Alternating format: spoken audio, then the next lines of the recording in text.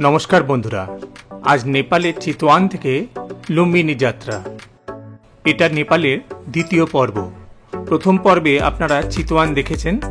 যদি না দেখে থাকেন, ওপরের আই বটনে আমি লিংক শেয়ার করে দিচ্ছি।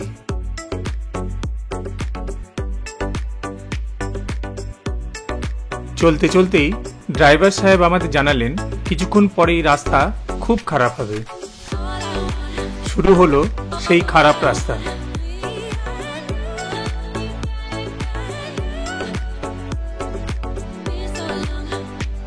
ঝাঁকুনির চোটে কোমর আর দেহের অবস্থা খুব খারাপ। অবশেষে এই টন্ডন হোটেলে দাঁড়ালাম লাঞ্চের জন্য।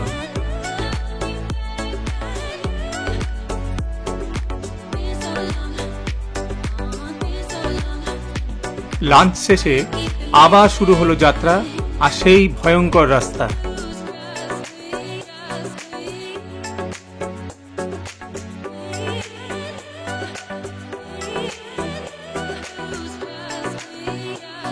শুরু হলো ধুলোর উৎপাত। যদিও হেরিটেজ ট্রাভেল থেকে এসি গাড়ি ব্যবস্থা করে দেওয়া হয়েছিল, যার ফলে এই ধুলোর থেকে খানিকটা মুক্তি পেলাম।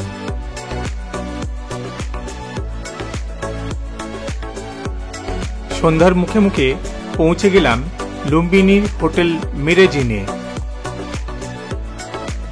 হোটেলটা মোটামুটি বেশ ভালো। লুম্বিনীর দ্রষ্টব্য স্থানগুলো এই হোটেলের বেশ কাছাকাছি।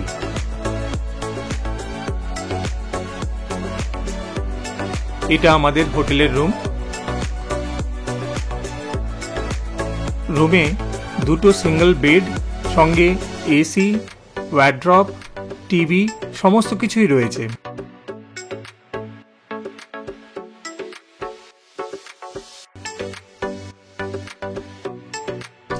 ওয়াশরুম বেশ পরিষ্কার পরিচ্ছন্ন, কোমোড আর গিজারও রয়েছে।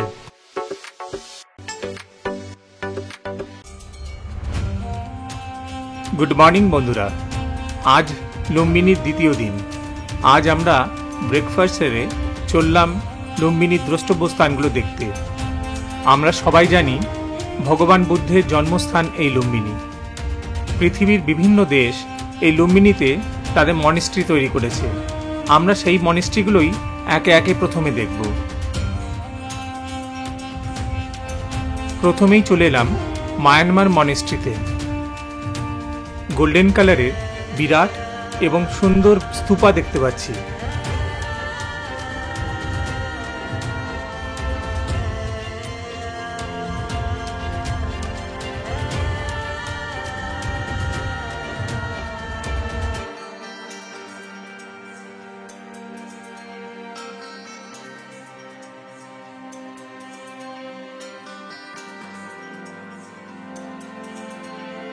এবার চলে এলাম গৌতমী মনিস্ট্রিতে।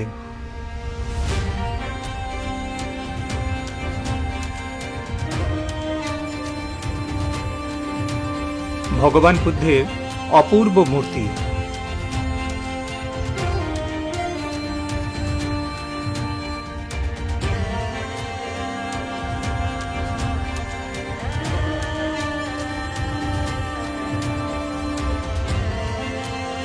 এবার দেখছেন কাম্বোডিয়ান মনেস্ট্রি।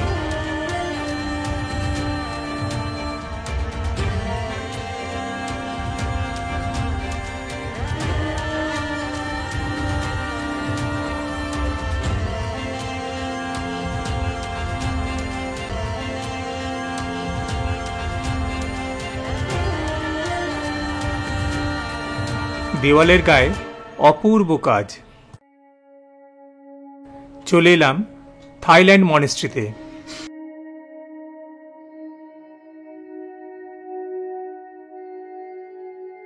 শ্বেত ও শুভ্র মনেস্ট্রিটাকে দেখতে দারুণ লাগছে।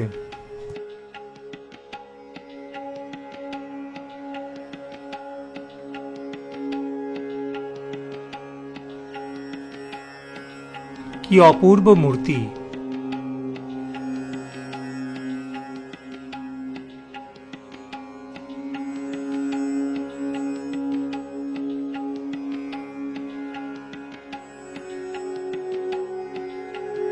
এরপর আমাদের গন্তব্য বিশ্ব শান্তি স্তূপা।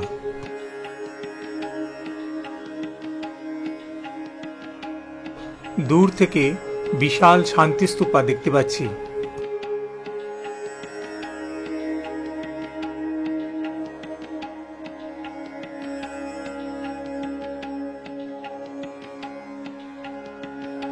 দেখছেন জাপানিজ মনেস্ট্রি।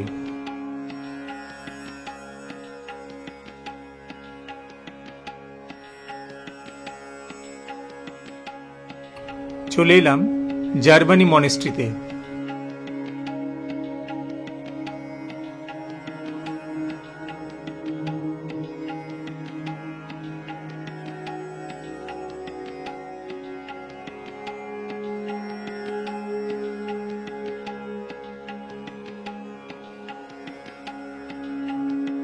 বিশাল আকারে ধর্মচক্র বা মণি লাখাং দেখতে পেলাম।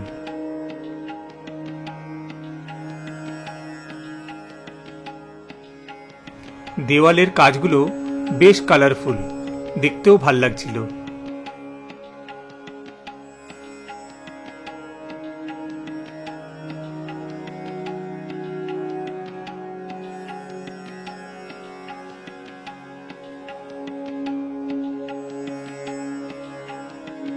মনেস্ট্রির রুফ বেশ কালারফুল।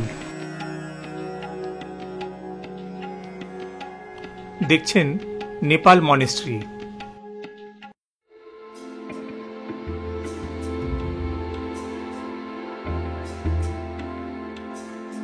ভেতরে ছাদের পিলারগুলো বেশ কারুকার্যময় এবং সেটা কাঠের তৈরি।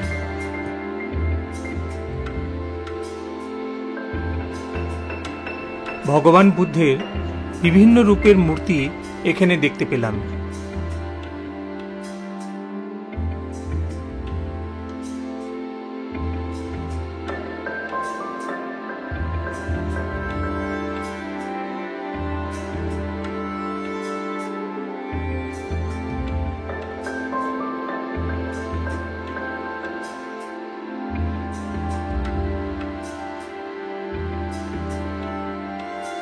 বাইরে বিশালাকার এক বৌদ্ধ মূর্তি দেখলাম।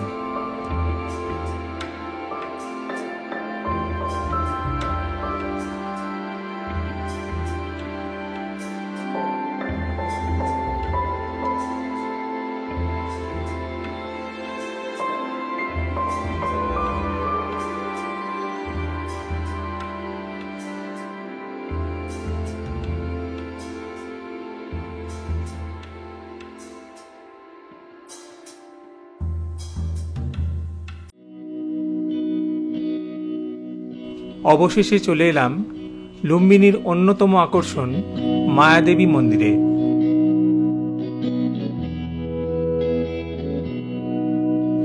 চারিদিকের পরিবেশটা বেশ সুন্দর।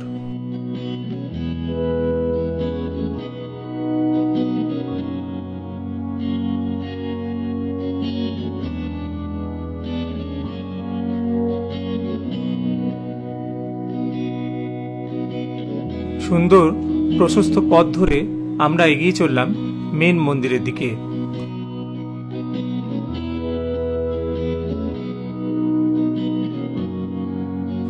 কচিকাচাদের দল দেখে বেশ ভালোই লাগলো। বাইরে জুতো খুলে আমরা প্রবেশ করলাম মেন মন্দিরে।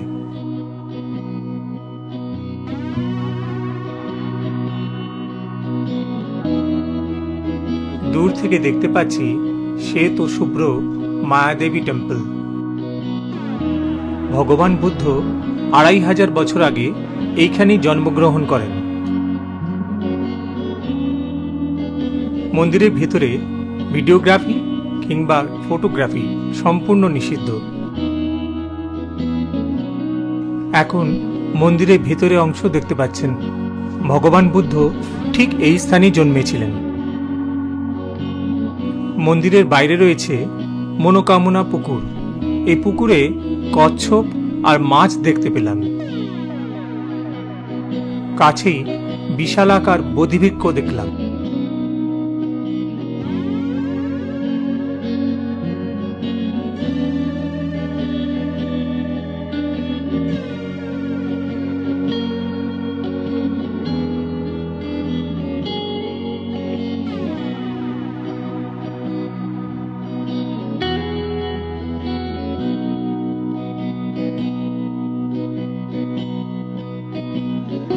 শ্রীলঙ্কার বৌদ্ধ সন্ন্যাসিনীদের প্রার্থনা। মন্দিরের কাছেই বিশালাকার বৌদ্ধ বিহারের ধ্বংসাবশেষ।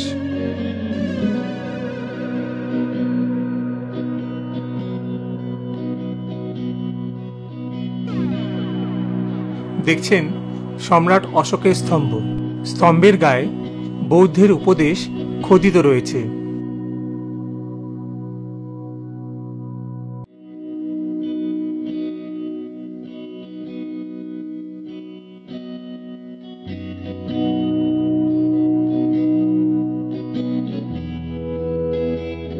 সুধী দর্শকবৃন্দ, লুম্বিনী ভ্রমণ পর্ব আজ এখানেই শেষ করলাম।